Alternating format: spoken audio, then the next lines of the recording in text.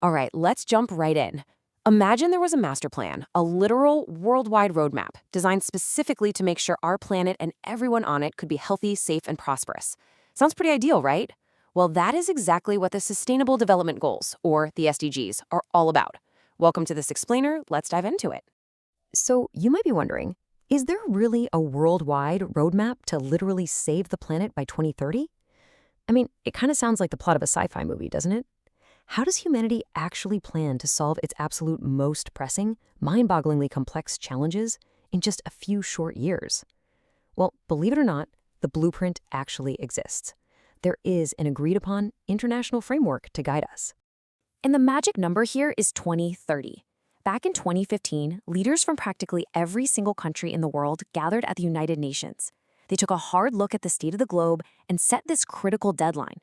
2030 is the target year to fulfill this massive global promise. It is the ticking clock, the thing that pushes international leaders, communities, and us as individuals to turn all this massive ambition into reality. Okay, Section 1, a roadmap for our planet, understanding the origins. So, this whole framework is built on 17 interconnected goals. And let's be clear, these aren't just minor suggestions or nice-to-haves. They are monumental objectives designed to safeguard future generations and make the world significantly better for everyone everywhere. When those global leaders met at the UN, they all agreed that to solve the world's biggest challenges, we absolutely needed a unified, comprehensive approach. No more fragmented efforts. Moving on to Section 2. Expanding the global vision, our most ambitious plan. Now, you should know this isn't humanity's first rodeo when it comes to global targets. Before the SDGs came along, we actually had the Millennium Development Goals, or MDGs, which were introduced way back in the year 2000. They ran for 15 years until 2015. And that was the exact year the SDGs were officially established, basically picking up the baton and carrying us forward toward that crucial 2030 target deadline. But what's the real difference? Why the upgrade? It really comes down to the scope. The old Millennium Development Goals had a pretty narrow focus, primarily targeting extreme poverty and hunger, which, don't get me wrong, were incredibly important, but they were limited. The Sustainable Development Goals represent a massive expansion. They encompass protecting the whole planet, quality education, clean energy, the whole shebang. It's a fundamental shift from just basic survival to a holistic, long-term planetary health. But let's pause for a second. What does sustainable actually mean in practice?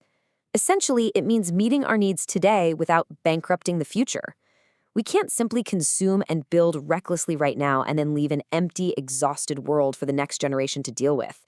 We have to be incredibly smart and intentional about how we grow.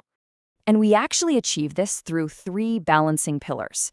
Think of the SDGs as a giant balance scale, weighing people, which is social well-being, planet, meaning environmental protection, and prosperity, representing economic development. You literally cannot prioritize one at the absolute expense of the others. True sustainable development requires a super careful, deliberate balance of all 3. Which brings us to Section 3, 17 interconnected global goals, pieces of the puzzle. 17 massive objectives. And man, they cover a staggering range of the human experience. We're talking everything from basic survival, like no poverty and zero hunger, to societal foundations like quality education and gender equality. They span our environment from climate action to life below water, all the way over to systemic needs like industry, sustainable cities, and peace and justice.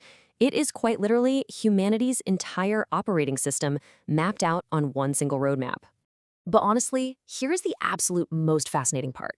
They are all connected together like pieces of a giant puzzle. You can't achieve good health without clean water. Makes sense, right? You can't build sustainable cities without clean energy and good jobs. The sources emphasize this seamlessly interacting web, where something like life below water directly impacts zero hunger. They are completely interconnected challenges, which means they require interconnected solutions. All right, Section 4, the SDG data revolution. Measuring global progress. So setting 17 massive international targets is great and all, but how do we actually track them on such a colossal scale without losing our minds? As our sources explicitly state, and I'll quote this directly, a data revolution, which must be accompanied by a much-needed data presentation revolution, is critical for achieving the vision of the 2030 Agenda. Basically, to know if we're making any real progress, we need incredibly accurate information to steer the ship. It functions as a simple but totally vital pipeline. First up, collecting global data points organizes all this scattered, messy information. Next, driving that presentation revolution turns that complex data into clear charts and graphs that people can actually understand. And finally, that clarity strengthens accountability, guiding leaders exactly where resources and help are needed most. Well-presented data is essentially the steering wheel for this entire 2030 roadmap. And finally, Section 5, global goals, local actions, down to the micro level.